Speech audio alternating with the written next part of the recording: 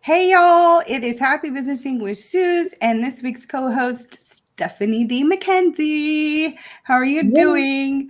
I'm super excited to be here and we have a great conversation planned. But first, let's talk about ourselves just a little bit for those of you who have not seen us before.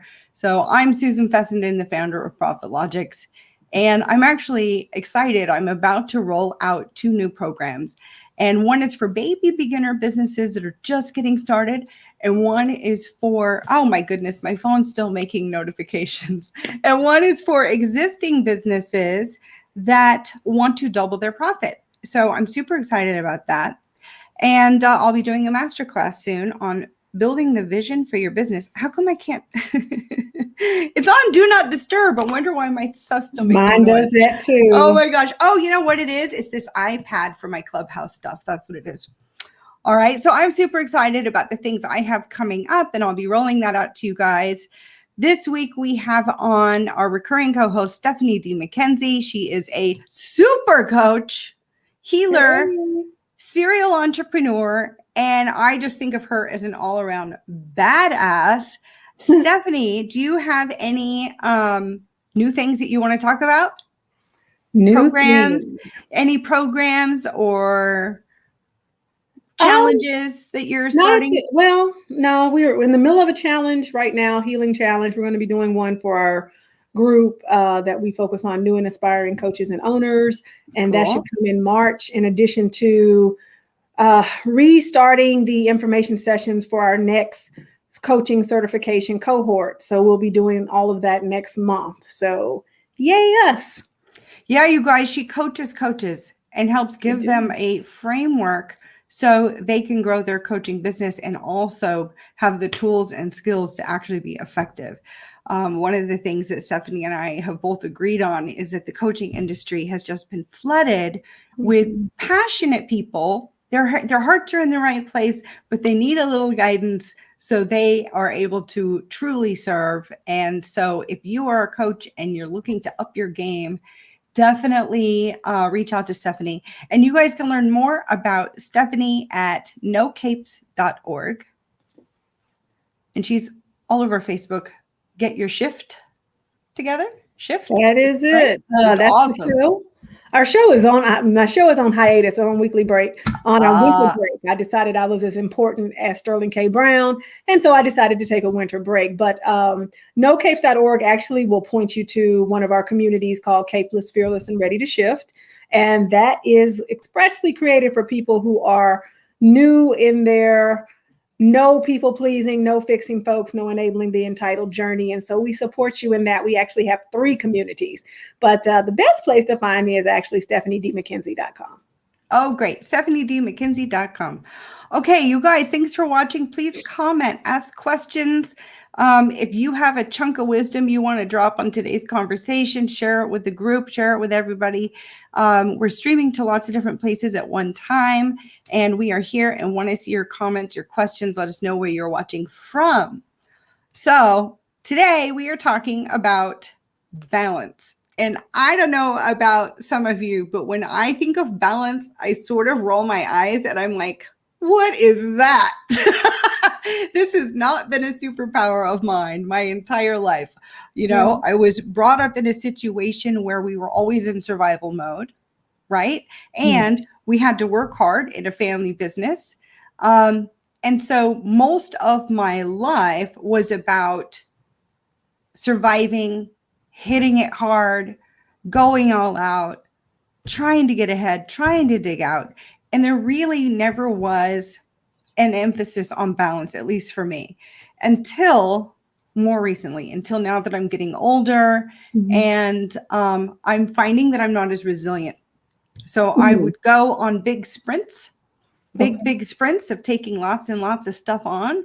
And then I would pile on. And then finally, once I was already overwhelmed, then go, oh, I am not balanced. I need some help. Right. What do you have to say about all that? I mean, I think that's what most people do, especially if you've been programmed to do all of this external stuff in order to, to be worthy, to be validated. I mean, I think that's pretty much the narrative we can all identify with. I always go back to my seesaw. I think we're used to being the kids that somebody jumped off the seesaw and our butt slammed to the ground. I think we're used to that. Yeah. And that's not the reality of the situation, because balance isn't a luxury. When we're in balance, we're actually so much more powerful than when we're out of balance. And then our relationship can reflect that balance. We can make better decisions when we're in balance. Yeah. But it's something that we have to seek after. It's not something that just comes, And I think if you're not socialized or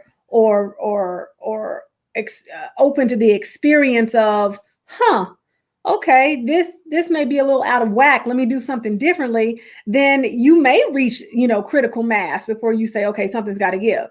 And even then you still may not know what. So yeah. Yeah. So have you come across any signs of like when we're starting to get unbalanced?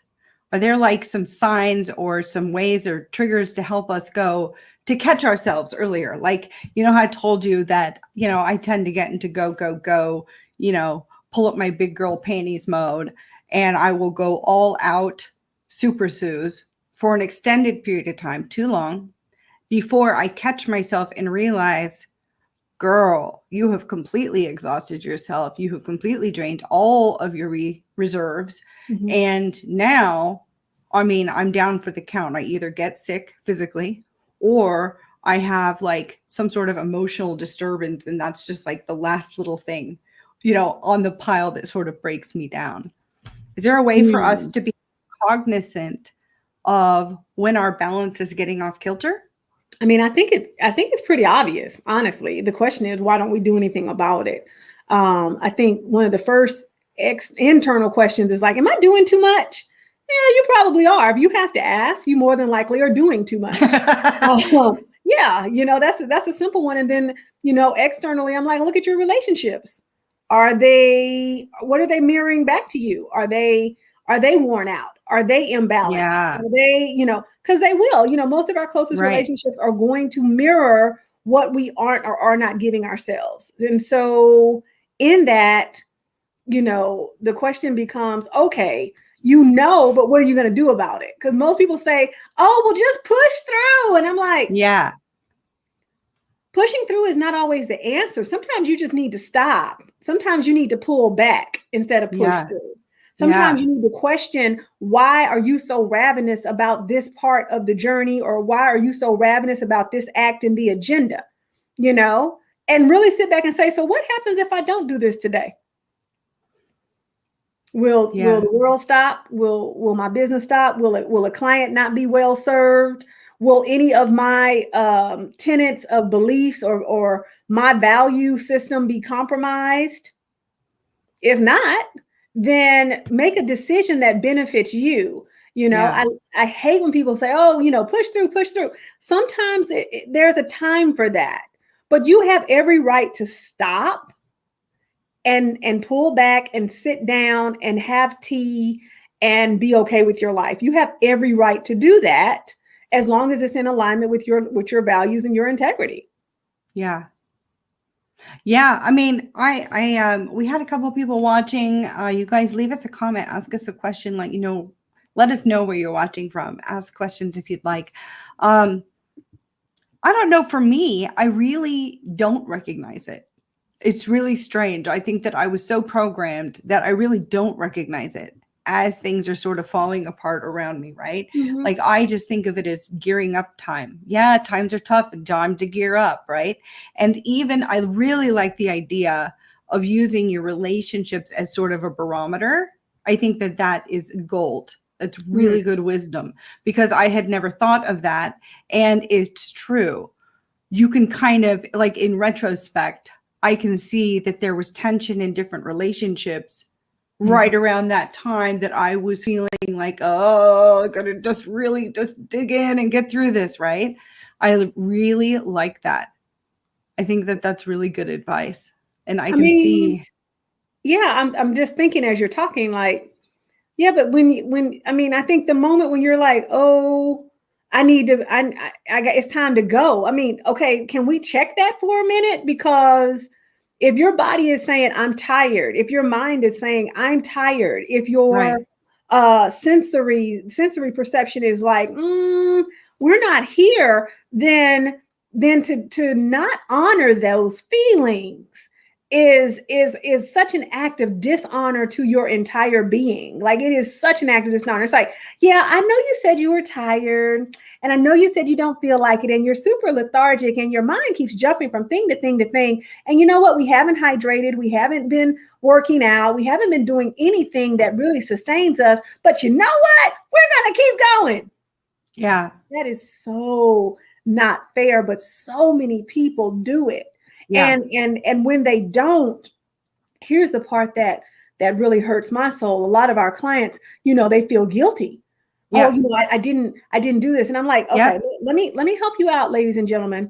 Hyperproductivity is a trauma response. Yeah. It's a legitimate trauma response. I can see that. The reason why is because we're trying to feign worthiness by being busy. And I'm like, listen, at the end of the day, I have lived that where it's like, okay, let me do this. Let me do this. Let me check this box. Let me check this box. And I love when people think that I'm so busy because, like literally, I think today, even though we're in the middle of a winter storm and all these other things are happening. I think I was asleep for like an hour and a half this afternoon. And that was that. There are some things that I'm really going to tune into myself and give myself the opportunity to be like, are you tired?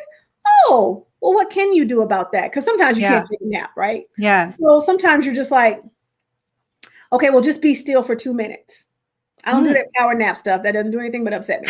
So I'm like, no, I need a real nap. Like, in fact, an hour and a half actually is a play nap for me. I'm usually like a 3-hour girl. That's how I Yep, me too. But I didn't have it. So the question becomes then, what can I do about that? What do you need? If you're so tired, what do you need? Like, and I'm really serious about the hydration and the eating, because sometimes the reason why we feel the way that we do, flipping on my health coach hat now, is because we're not eating good foods and we're not hydrated, and the body is reacting. Yep.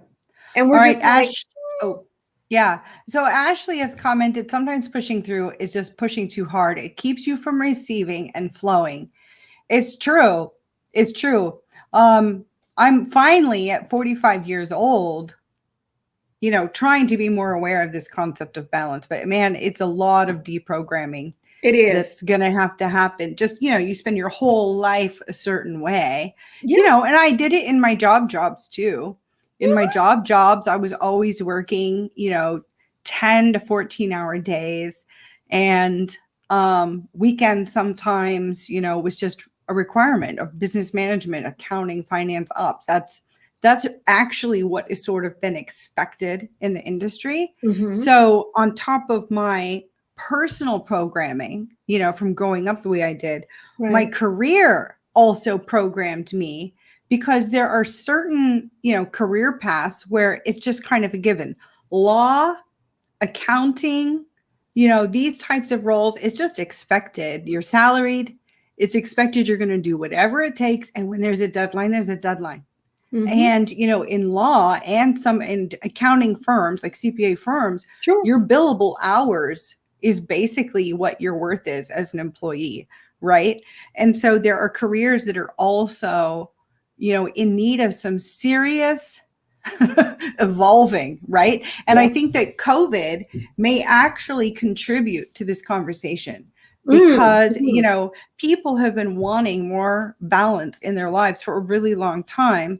And, they've been making this case that they could actually be maybe more effective if they could work from home, right? Because then they can more balance their home stuff. They can manage their time. People have more autonomy, because, when you're in a salaried career, you're a professional. You don't need to be handheld and have your hours watched, right? So I think that one positive thing, hopefully, that's going to come out of this whole COVID situation is that some of these career programming about, overworking and, the value is how many hours you're seeing or billing. hopefully some of that starts getting dismantled so people can start, taking care of themselves a little bit more. Yeah. And I think sometimes you have to dismantle it yourself. It's Yeah. interesting. I think that women have a tendency to do more of the work. Yes, at one point I was going to be a lawyer, and yes, you're supposed to work all these hours and yada, 80-hour work week and all that. Yeah. And, I do believe in my professional life, when I could, I always put up boundaries. And even now I do that. I will put up a boundary, like I'm not doing that. Yeah. Because I've come to the point, I literally don't fear losing anything. And that is so freeing. People that fear losing their jobs and fear losing their livelihood, they're going to continue to be perfunctory. Those who don't will set a proper boundary and say, you know what, I'm not doing that. That's cute. I'm so glad that you would like for me to work these hours. However, this is what is necessary for me to do my best. Yeah. And I think, being proactive about those conversations, because you're not living in fear of losing this 6-figure position or, whatever, will definitely change the narrative. Because I truly believe that people that higher ups and supervisors and C-suites will take what you give them. So if you're of course all of these hours, they're like, thank you, while they're out golfing. Yeah. Yep. Well, and this is something that I noticed a lot. I was always in roles like, controller and VP of ops, right? Mm-hmm. And like the sales leader guy, the executive on the sales side, the executive on the marketing side, the executive on the IT side, the CEO, guess what they did most days? They took time to go work out. They did. They took long lunches. Yep. And I remember being like, what the fuck? Like, why don't I feel like I can be like, hey, see ya, I'm going to go work out every day too. And by the way, that means I got to shower, redo this. And so it's going to be like 3 hours. I'll be back I'm taking 3 hours off every day, middle of the day. And but I never felt that would have been acceptable. And so I think that if I ever end up in like a job situation again, mm-hmm.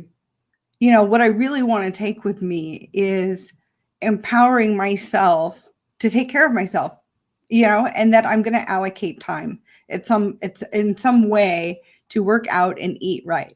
Yeah. I mean, the number of times I skipped lunch and the number of times that I stayed working until 10 p.m. is ridiculous. It is. Right. And, I'm committed to never going through that again. It's not like I'm going to, slack off, but I'm a grown up. I'm a professional. I know to get my work done. I know when my deadlines are, mm-hmm. right? So really, if I ever end up in that situation again, that's something I think about a lot, that I'm going to start from the beginning, set the precedent that mm-hmm. Susan has some boundaries. Susan has some protected time from now on, because that way I can be my best. I'll be the best in my role if I'm taking care of myself anyway, right? Right. But all of this, I know this sounds super basic, but this is all stuff that honestly didn't even occur to me. All right, so we have Bobby Joe watching. Hi, Bobby. How are you? Bobby Joe. She's saying she didn't know if she could ever ask for that. So scary. Yeah. It is. It's definitely, I think it's a challenge. And I think it's something that women especially protect less than men. Yes. Like men seem more comfortable. Oh, I'm going to go play a golf game because I do some business while I'm playing golf with these people. Or, I'm going to go play tennis, or I'm going to go work out. Right. And it's completely fine. They don't even apologize for it. They're just go. Yeah. I want to, if I ever end up in that situation again, I'm definitely going to handle things a little differently. And I'm going to look for a company culture that supports that sort of thing. Right. And I also want to make sure that as I'm growing my company, that I create a culture that's supportive of people taking care of themselves first. Mm-hmm. And, that's something that I always went extra on, like I would tell the team, hey, you guys, it's gorgeous out. If our deadlines are met, bye, go enjoy yourselves, because we had to have some balance from the intensity of the workplace. But I know that, most of what we're focusing on is small business ownership and that experience. And it's really funny because guess what? I still fall into the same traps and I'm my own boss because I haven't totally deprogrammed myself yet. Well, I think what Bobby is saying in her comment, she says, so scary. And I'm like, you do know nobody can fire you for engaging in self-care. They could call it insubordination, but they really can't. Yeah. And again, people will take what you give them. If you give them all of your time, all of your energy, all of your heart, all of your soul, they will absolutely take that, and they may even ask for more. Yep. They typically do. They typically do. And I've been in those positions, where even now in my collegiate career, I will flat out tell you, I'm not doing that. I'm not teaching that. I'm not doing that. I'm not engaging in that. I'm not taking that on. And I have become over the years a problem child. And I'm like, because I chose to become a professor. This was something I chose to do. It wasn't something I had to do. I chose to do it because there were too many individuals coming that wanted to work at my then marketing agency, which I do still have, who were ill-equipped. And I was like, if I don't go do something yet, if I don't go do something, these individuals are yet going to be ill-equipped. Now, I'm not the hope of the future, but I knew I could do better for them than what they were getting. Yeah. But what I did in that is that it's been 11 years. I have set all kinds of boundaries. They said, hey, we want you to teach this class. I don't understand that subject matter. Well, you can just read from the book. No, I cannot. I will not deliver an experience to our students that I cannot validate with a real world experience. I have set those precedents going in my own company. We do that. Like the team self-care. Like if we have a task and somebody's self-care day is Thursday, well, guess what? They're not working on that task today because that is a priority. It's not about programming. It's about priority. And until you become your own priority, then you will continue to say things like, oh, I don't know if I could ask for that. Oh, these people do this. Oh, it's called a work wound for a reason. And that's my terminology for it. But interesting. It's imperative that if you want to do better, that you bring yourself into balance. Because at the end of the day, when you're sick and tired and laid out and going to the hospital and, having a heart attack, because women have heart disease more than men do, and it shows up differently, they're not going to care. They're literally going to send flowers and fill your position.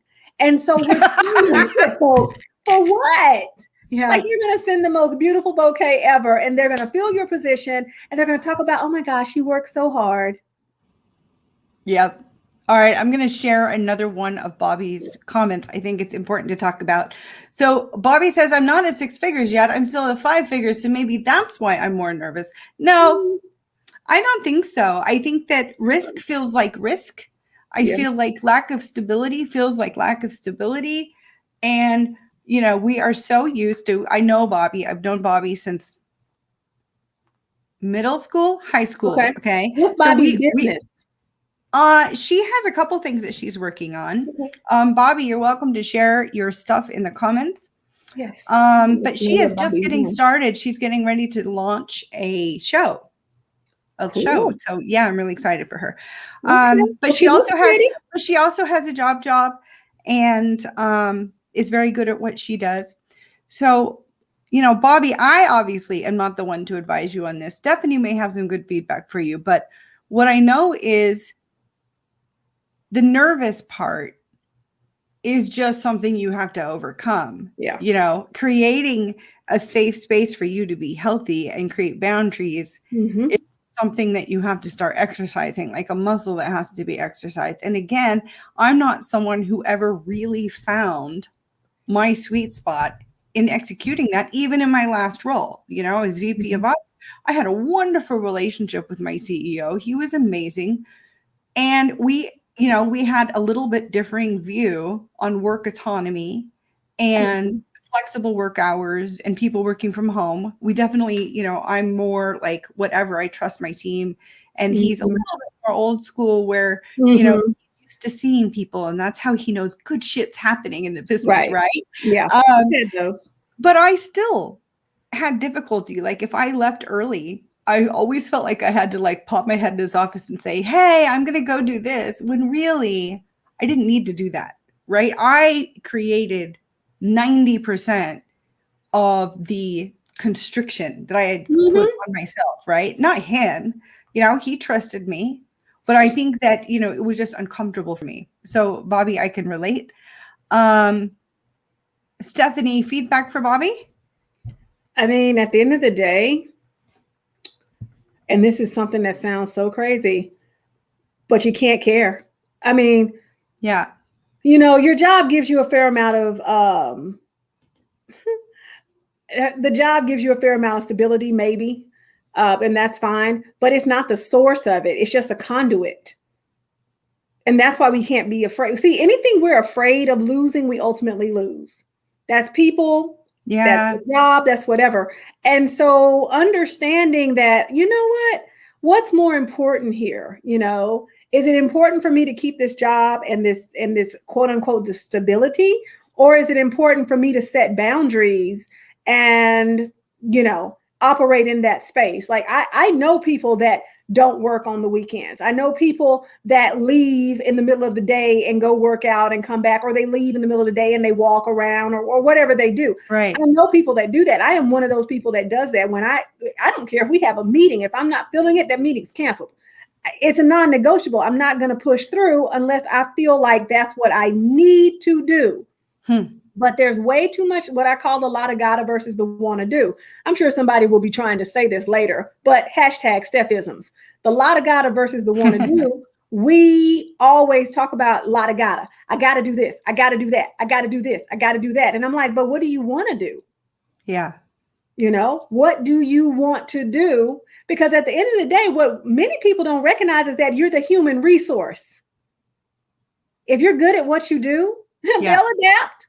And if they don't, somebody else will. Like it almost has to become so fluid that you're just like, meh. Not yeah, so, and that's such dogmatic. That is such a challenge, though. It can for people that are in survival mode. Yeah. I really think it's tied to survival mode, because I will tell you what, I mean, later in my career, I was very take it or leave it. If someone doesn't like all of this in their business and I'm not a fit, that's cool, man. I'll move on.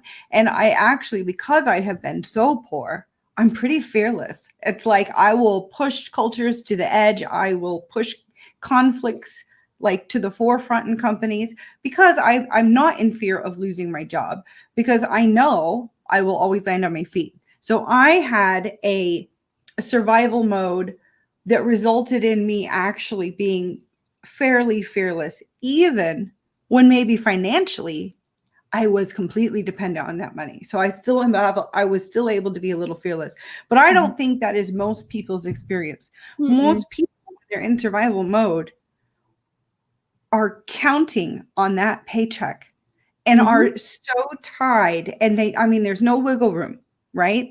And so I think it's extra hard for people in that situation to stand up for themselves and to create these boundaries. Do we have any last piece of support or advice that we can help with for them? Because I think they're the least likely to take care of themselves. They're the least likely to create this boundary, because, I'm sorry, but people got to survive, right? You got to get your paycheck. And it may not feel like, hey, if this job fires me, I can just get another one, right? Like I tend to think of that about myself, but that just came later in my career. I didn't have that sense of security or confidence in myself back then. So I think here's the thing with survival mode. It's an illusion, because not only could you walk out, they could just, Texas is an at-will state, so you can lose your job at any time for any reason. True. You can also leave your job for any time at any reason. But here's the thing, there's a lot of healing that has to be done, and pushing within the organization is not the same thing as advocating for yourself. True. It's just not. And so when we get into, the programming and the survival piece and something that we call the work wound, that requires healing. This is why all roads lead to healing. Doesn't matter what I'm coaching, life, love, business, whatever. It all leads to healing, because if you won't stand up for yourself in their business, you're going to be hard pressed to stand up for yourself in yours. Ooh, She's giving us gold. She's giving us gold. I want to write that as a comment. If you wait, we got a replay. What was it? If you won't stand up for yourself in their business, you're going to be hard pressed to stand up for yourself in yours. She's literally writing. I'm so tickled right now. And she's writing fast too. I can hear. And I'm going, well, and my laptop is up high, so I'm a little slower than normal. And I'm going to say hashtag Stephisms. I appreciate you. Does that work? That does. Sweet. All right. Let's see what we have left here. Ouch, man, peel off that boundary. Band-Aid. Yeah. Yeah. You know, Bobby, you know, I love you. Bobby and I have a really special relationship, and she's on the cusp of lots of amazing things. And she's starting her show called The Brighter Side. And she's going to talk about a lot of different things. And one of them is intimacy. She specializes in intimacy issues. And she also, I think where some of this started, who knew where life would end up, right? Where some of this started for her was she started being a distributor of pure romance.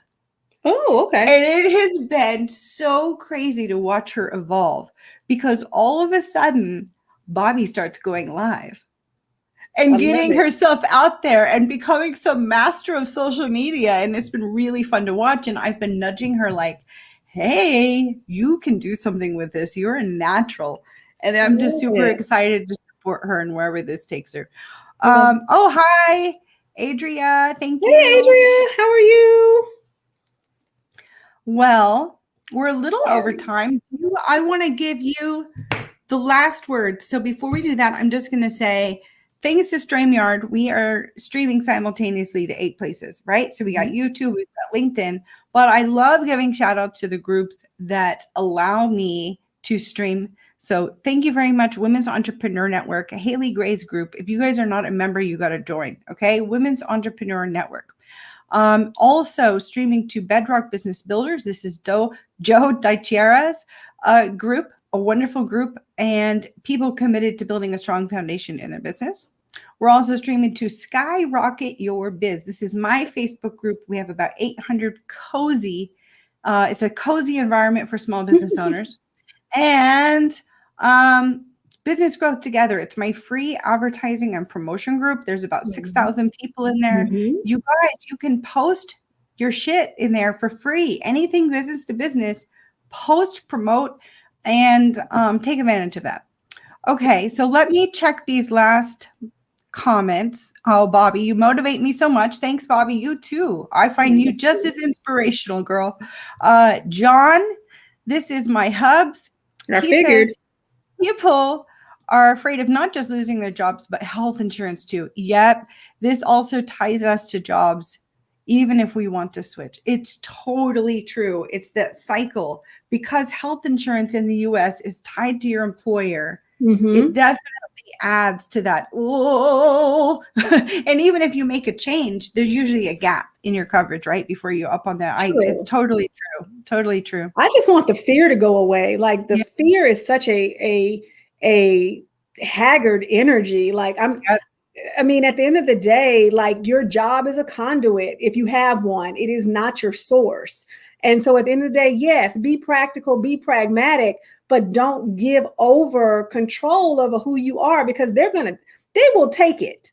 They will flat out take it if you don't set the boundaries. And I speak what I know, not what I think. But when you're afraid, you operate differently. That's a wounded perspective.